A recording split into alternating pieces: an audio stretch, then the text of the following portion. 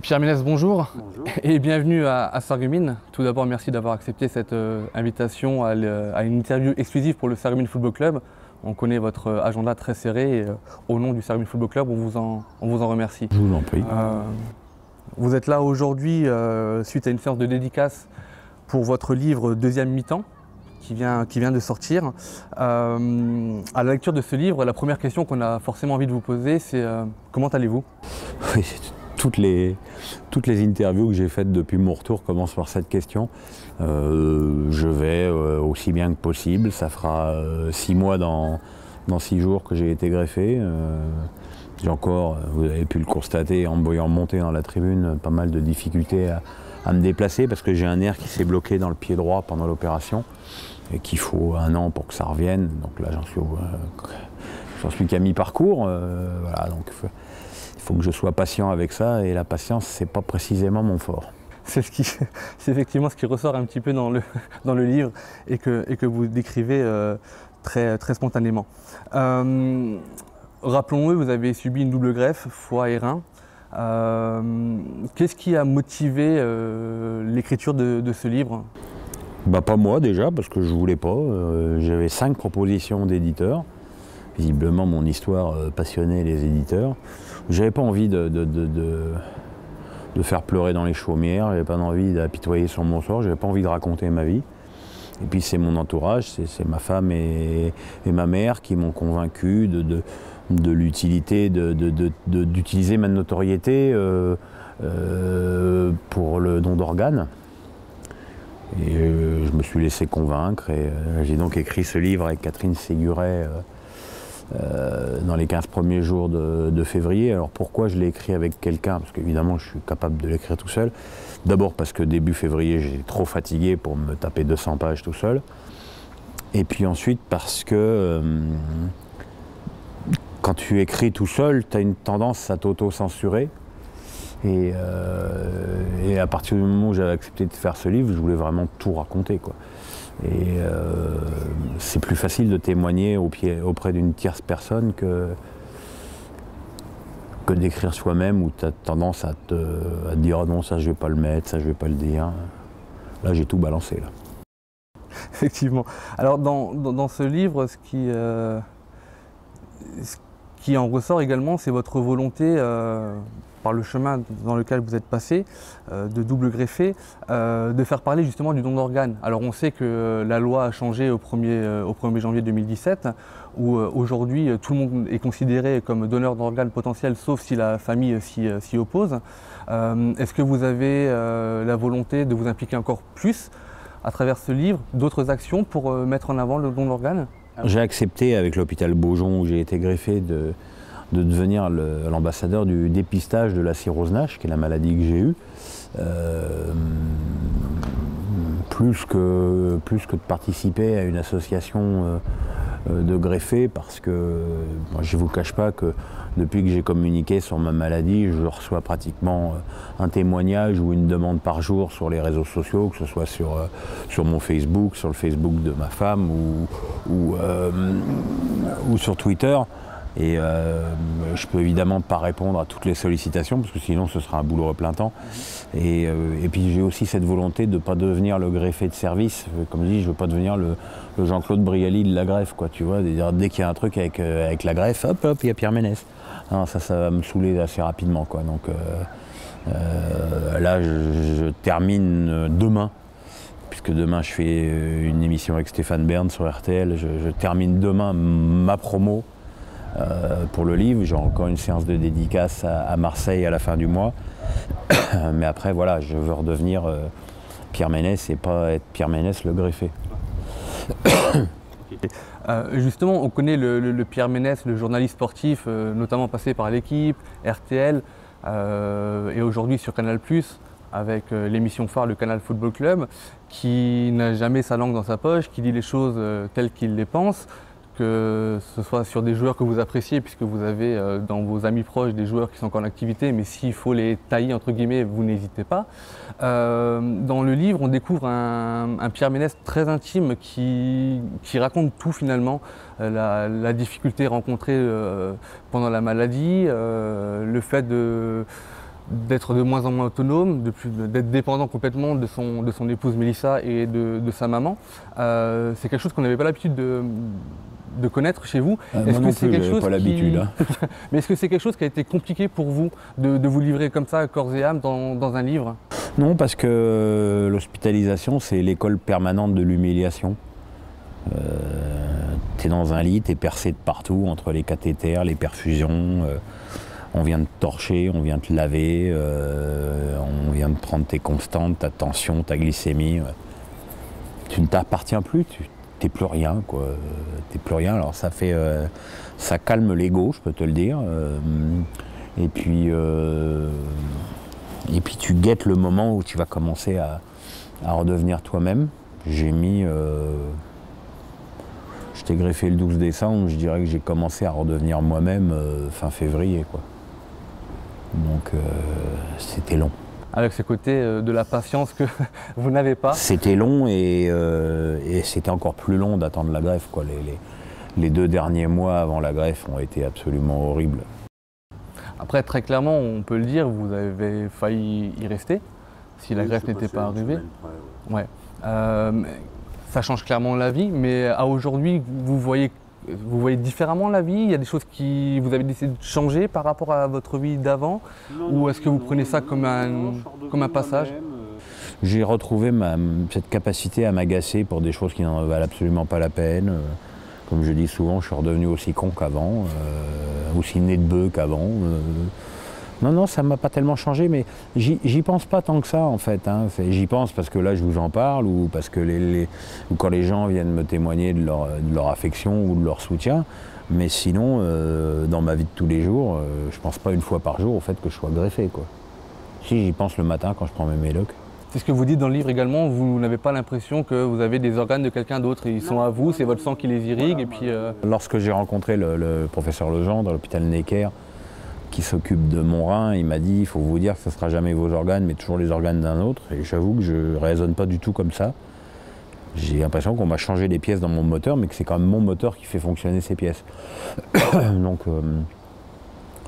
non, je ne raisonne pas comme ça. Alors c'est peut-être de l'ingratitude, je ne sais rien. Enfin, je n'ai pas du tout l'impression d'être ingrat par rapport à mon donneur, mais j'y pense pas tous les jours. Justement, parlons juste encore une dernière question sur ce qui nous réunit aujourd'hui, le don d'organes. Est-ce que pour vous, le fait est-ce que l'anonymat du donneur d'organes, c'est quelque chose qui est perturbant? Non, je pense que c'est la meilleure solution, surtout pour la famille du donneur. Parce que je pense que ça peut être très difficile à vivre de voir quelqu'un vivre avec les organes du défunt de votre entourage et que ça doit être quelque chose de... Mieux vaut ne pas savoir. Je pense que mieux vaut ne pas savoir, mieux vaut savoir que le don d'organes a permis de sauver une vie. Maintenant, savoir laquelle vie c'est, je ne pense pas que ce soit important. Je pense que c'est mieux comme ça. Parlons foot un petit peu. Parlons foot un petit peu. Vous êtes ici au stade de la Blise à Sarreguemines qui a connu ces 2 dernières années quelques heures de gloire. Parlons un petit peu du foot amateur. Quel regard vous portez sur le foot amateur, vous qui êtes baigné dans le foot professionnel? Comme tu le dis, je suis baigné dans le foot professionnel, donc j'ai un petit peu de mal à suivre le foot amateur, parce que déjà suivre la Ligue 1 de la manière dont je la suis, c'est-à-dire voir 6 matchs en intégralité par journée, c'est quand même assez prenant. J'ai pas tellement le temps d'aller voir des matchs de foot amateur, je peux suivre des équipes quand il y a la coupe. Je sais que Sarreguemines a fait un super parcours en coupe, qu'ils ont été éliminés par Niort, ils sont donc passés à un match de jouer le PSG, c'est peut-être dommage.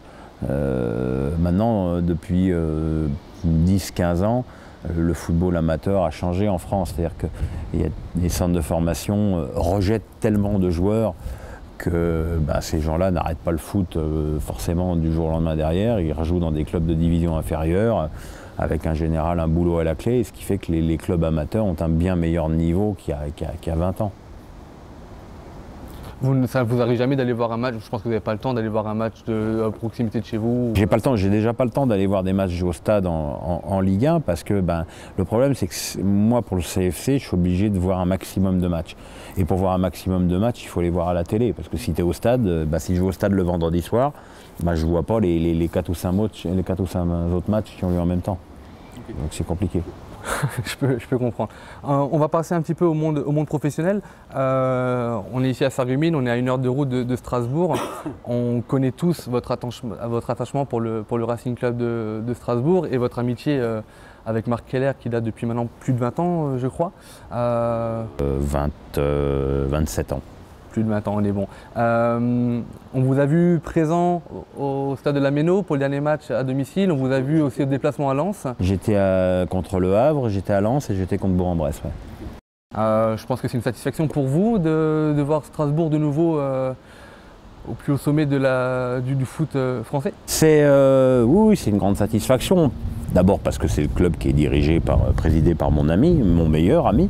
Mais même au-delà de ça, je pense qu'on a toujours, tout le monde doit se féliciter du retour d'une place forte du football français en Ligue 1, comme se seraient tous félicités du retour de Lens. Sans faire injure à Amiens, c'est plus important d'avoir Lens en Ligue 1 qu'Amiens. Après, il y a évidemment la sanction sportive et à ça, tu peux rien faire. Voilà, Strasbourg est revenu de l'enfer, du CFA2, très rapidement. Ça a toujours été un club bordélique et depuis que Marc est président, c'est devenu un club calme, humble et bien géré. Maintenant, le plus dur commence, c'est le maintien en Ligue 1. On sait qu'ils vont perdre leur ligne d'attaque, puisque Lille veut 4 millions pour Guillaume et que Strasbourg n'a pas moyen de mettre 4 millions, et que Boutaïb va monnayer son talent en Turquie. Donc voilà, il faut que Marc fasse des bons choix dans le recrutement, qu'il recrute malin. Maintenant, c'est Strasbourg, donc il y a des pros qui vont être plus tentés de jouer le maintien à Strasbourg qu'à Amiens ou à Dijon, par exemple. Donc voilà, c'est quelque chose d'intéressant. Donc on vous verra à coup sûr à la Méno l'année prochaine pour quelques matchs? Ce sera plus dur, parce que moi l'avantage c'est que c'était le vendredi c'était plus pratique. Enfin bon, ceci dit, l'année prochaine j'aurai mon émission le vendredi, donc ouais, je viendrai 1 ou 2 fois à un samedi, oui. Et samedi dernier, il y a eu la finale de la Ligue des Champions avec la victoire du Real de Madrid, qui clôt finalement la saison 2016-2017 du football. Si vous deviez avoir un coup de cœur et un coup de gueule sur cette saison-là? Sur cette saison-là ou sur la finale? Sur la saison. En général. Un coup de cœur Monaco, parce qu'ils ont été en demi-finale, qu'ils ont éliminé Manchester City et Dortmund, qui sont 2 clubs qui ne sont pas plus forts qu'eux, mais qui sont de leur niveau, et qu'ils les ont éliminés les 2 fois avec beaucoup de brio offensif. Et je pense qu'ils étaient trop fatigués contre la Juve, comme la Juve était trop fatiguée contre le Real. Et un coup de gueule le PSG, parce qu'en prendre 6 à Barcelone c'est absolument inadmissible, même si l'arbitre a bien aidé les Catalans. Le comportement des Parisiens au Nou Camp est un immense pas en arrière par rapport au projet qatari. Voilà, j'espère qu'ils vont faire un recrutement un petit peu plus péchu que l'année dernière. J'en suis pas plus persuadé que ça d'ailleurs. Et voilà, j'ai des coups de cœur et des coups de gueule très franco-français.